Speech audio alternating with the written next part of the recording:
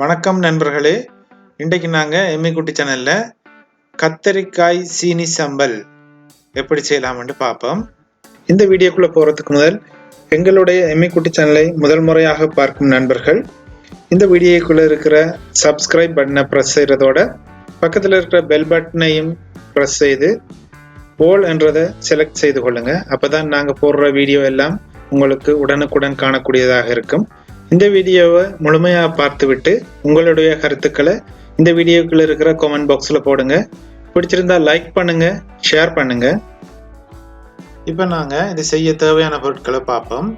கத்தரிக்காய் 500 கிராம், பெரிய வெங்காயம் 1, வெள்ளைப்பூடு 5 பல், பழப்புளி சிறிதளவு, கருவேப்பிலை 2 காம்பு, வினிகர் 2 மேசைக்கரண்டி, மிளகாய்த்தூள் 3 மேசைக்கரண்டி, சீனி 2 தேய்க்கரண்டி, உப்பு தேவையான அளவு, மஞ்சள் 1 மேசைக்கரண்டி, கடுகு 1 மேசைக்கரண்டி, பெருஞ்சீரகம் 1 மேசைக்கரண்டி, எண்ணெய் தேவையான அளவு. நாங்கள் எடுத்து வச்சிருக்கிற கத்தரிக்காயில் இப்படி நீளமாக துண்டுகளாக நறுக்கி கொள்ளுவோம். நறுக்கி எடுத்த கத்தரிக்காயோட நாங்கள் இப்போ உப்பு சேர்ப்போம். அதோட மஞ்சளும் சேர்த்து நன்றாக கலந்து விடுவோம்.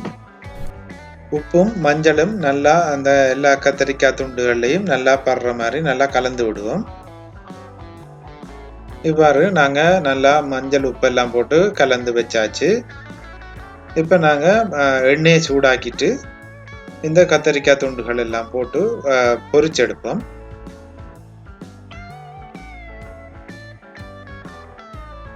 கத்தரிக்காய் எல்லாம் நல்லா நன்றாக பொரிந்து வர வேணும்.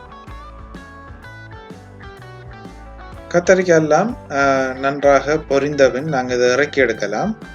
இந்த அளவுக்கு பொரிந்தால் போதுமானதாக இருக்கும். இதை இப்போ நாங்கள் இறக்கி எடுப்போம். இதே போல எல்லா கத்தரிக்காயிலையும் நாங்கள் பொரிச்சு எடுத்துக்கொள்வோம். அதே போல நாங்கள் எடுத்து வச்சிருந்த பெரிய வெங்காயத்தையும் இப்படி துண்டுகளாக நறுக்கி வச்சிருக்கிறோம். அதையும் நாங்கள் இப்போ பொரிச்சு எடுத்துக்கொள்வோம். நல்லா கோல்டன் ப்ரௌன் கலர் வரும் வரைக்கும் நாங்கள் அதை பொரிச்செடுப்போம். எங்களுடைய வெங்காயம் இந்த அளவுக்கு பொரிஞ்சா போதுமானதாக இருக்கும். இதை நாங்கள் இப்போ இறக்கி எடுத்துக்கொள்ளலாம். அடுத்து நாங்கள் எடுத்து வச்சிருக்கிற கடுகுல 1 டீஸ்பூன், பெருஞ்சீரகம் 1 டீஸ்பூன், அதோட எடுத்து வச்சிருந்த 5 பல்லு பூண்டு, இது எல்லாத்தையும் ஒன்றாக சேர்த்து நாங்கள் அரைச்செடுப்போம். இப்படி அரைச்செடுத்துட்டு நாங்கள் இப்போ அடுத்ததாக அந்த ஒரு பாத்திரத்தில் எண்ணெயை சூடாக்கிட்டு அதில் நாங்கள் கடுகு போட்டிருக்கிறோம். அதோட கொஞ்சம் பெருஞ்சீரகம் போட்டு கொஞ்சம் வதக்கிட்டு பிறகு கருவேப்பிலை ஆட் பண்ணி அதையும் வதக்கி எடுக்க வேணும். அதையும் வதக்கி எடுத்துட்டு நாங்கள் அரைச்சி வச்சிருந்த அந்த கலவையை இதில் போட்டு நாங்கள் வதக்கி எடுப்போம். நன்றாக வதக்கி எடுக்க வேணும்.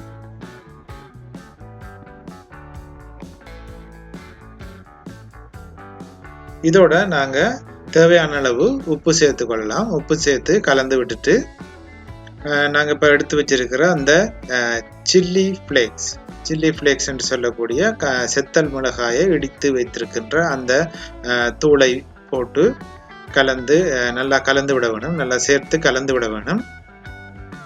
கலந்து விட்டுட்டு நாங்கள் எடுத்து வச்சிருக்கிற வினிகரில் 2 மேசைக்கரண்டி வினிகர் அதிலே சேர்த்து கொள்வோம். அதே போல் நாங்கள் எடுத்து வைத்து அந்த பழப்புளியை கரைத்து வச்சிருக்கிறோம். அந்த பழப்புளியை இவ்வாறு கரைச்சி எடுத்த அந்த கலவையை அதோடு கலந்து சேர்த்து நல்லா கலந்து விட வேணும். கலந்து ஒரு 2 நிமிடங்கள் நாங்கள் இதை கொதிக்க விடலாம். கொதிக்க விட்டுட்டு இப்போ நாங்கள் ஏற்கனவே பொரித்து இறக்கி வச்சிருக்கிற கத்தரிக்காய் அதோடு வெங்காயம் இது எல்லாத்தையும் அந்த கலவையிலேயே சேர்த்து நன்றாக கலந்து விட வேணும். மசாலா நன்றாக இந்த கத்தரிக்காயிலையும் வெங்காயத்திலையும் நன்றாக கலக்க வேணும். நன்றாக கலந்த பின் இப்போ நாங்கள் இதோட 2 தேக்கரண்டி சீனி ஒயிட் சுகர் இதோடு சேர்த்து நன்றாக கலந்து விடுவோம். நன்றாக எல்லாம் அந்த மசாலா, கத்தரிக்காய், பொரித்த கத்தரிக்காய், பொரித்த வெங்காயம், சீனி எல்லாம் நன்றாக மிக்ஸ் ஆக வேண்டும். நன்றாக கலக்க வேண்டும். இப்போ எங்களுடைய அந்த கத்தரிக்காய் சீனி சம்பல் தயாராகிவிட்டது.